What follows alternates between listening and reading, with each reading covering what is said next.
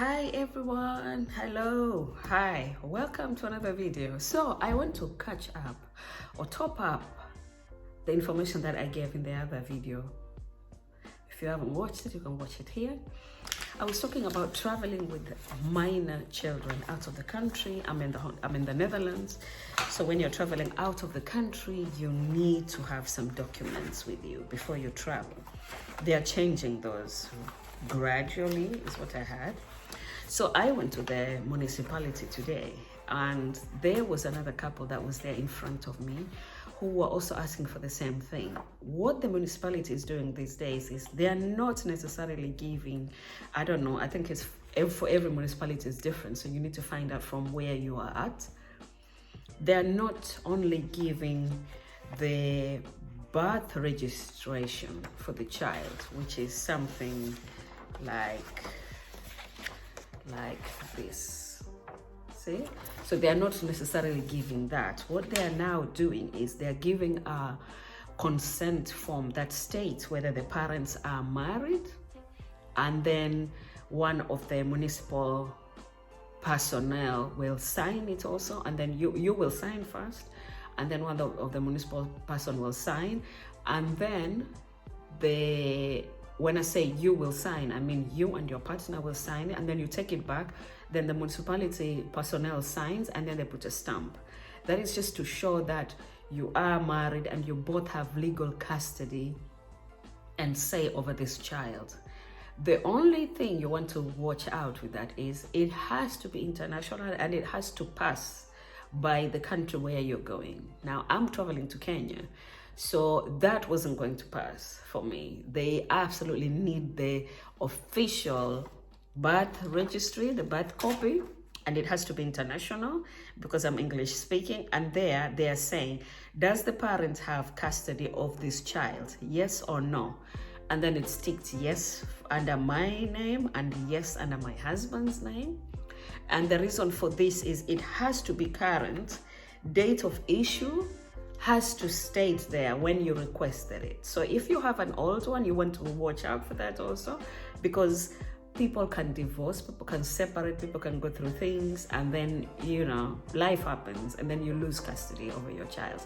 So they are looking at the date of issue when you requested it from the municipality. So I am so glad that I went and asked for a new one, because I have one, but that's an old one. So I've been in the mentality of I already have it, and so it wouldn't matter as long as it's the document, but they are catching up on the date of issue. Is it current? Because yeah, like I said, things happen. People separate. So if that is the case, yeah, then the document will read something else. It will be different. Because then if you're legally separated, that is also information that your local council would have or needs to have if you haven't registered as that, because it is something that can save you a lot of headache when you have to justify whatever information you need to, especially where children are concerned. So make sure your birth registry has the correct name of your child, your street number, your street where you live, the name of both parents, the consent, custody information has to be in the form, and then the date when it was given, and it always has to have that stamp. Okay, that stamp has to be there, otherwise it's not legal. Okay, otherwise it's not viable. So what she did was she gave me two. She gave me one that I can show, especially when I'm traveling wherever. This, she said, is normally valid for at least 3 months. For up to 3 months, so like a visa. So this I can show while I'm passing.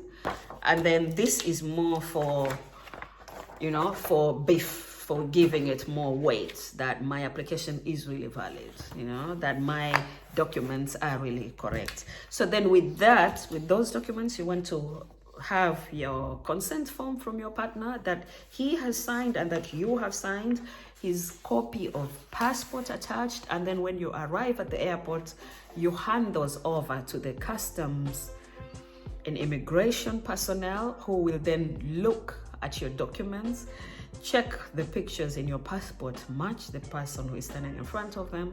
And then of course, if you have the child there, if the child is sleeping, they will normally ask you to wake them up. I had that done to me once in the UK, where I had my daughter on my back carrying her the African way, and they were like, turn her around and make sure she's awake, because they want to see the eyes. Is this the child that is crossing borders? Now they're really catching up. So be aware, be squared, have your documents, have your paperwork ready. Don't fall victim to being stopped, because if you do get stopped, remember, you get stopped, you get pulled out of the queue and you don't have the documents, they make you sit. And when they make you sit, you might miss a flight, because you sit and they deal with the queue that is in front of them. And God forbid that queue is not long enough, because if it is long, they're just going to continue dealing with the queue, because it is your responsibility to make sure that you have these documents in case you get pulled. So don't go with, I had it and I wasn't pulled. Good, that was one moment. But the moment that you get pulled and you don't have it, you will absolutely regret it. Now, that in a nutshell is what I've been busy trying to do today, because we realized yesterday we didn't have the document that I was looking for. Thank God I didn't, because now I have new information that the date really matters, the date of request and the issue date really matters. So I'm glad I didn't have it. And I was stressed because the first time when I called, they said to me, appointments is on the 17th of March. That's the first time you can book an appointment. I was almost crying on the phone. It's like, I'm leaving on Thursday. And this woman was so pitiful. And she's the one that I met today. She was so lovely. And so asked me, where are you going? And when she gave me all the documents, she said, no, you'll pay for one. So it was like €15.90 for the document. You have to pay for it. It's not free. And then, she wished me a good flight and have a nice time with your mom and enjoy the moment with your son. And now you're ready to go, she said. So I was so glad I met somebody that I spoke to over the phone, because that's normally not what happens. You speak to somebody on the phone, but you might never see them on the desk. But this was the same person who booked me yesterday, and she was just as lovely in person. So that is it in a nutshell. I'm gonna have a nice cup of tea before the chaos arrives. It's almost 3 o'clock now. It's 6 minutes past 2. It's 14:06. So I'm gonna relax and unwind before the first child returns home. My daughter is normally here about 3:10, and then my son is here at around 3:30, and then the little one is at daycare until we pick him up just before 5. So before dinner time, we should pick him up. So that's it for now. And I'm gonna leave it short. Please subscribe if you haven't subscribed. Do like the videos and hit the like button so that you're notified every time I upload a new video. The next ones from now will be on my trip to Kenya. So I'm gonna share as much as I can with the faces that are willing to appear on camera, because not everybody is willing to appear on camera. I'm going for my father's first year anniversary from his death. So for me, it's more of a conclusion and chapter that I need to face again, because when it happened, I stayed in the shock for a long time, let's say.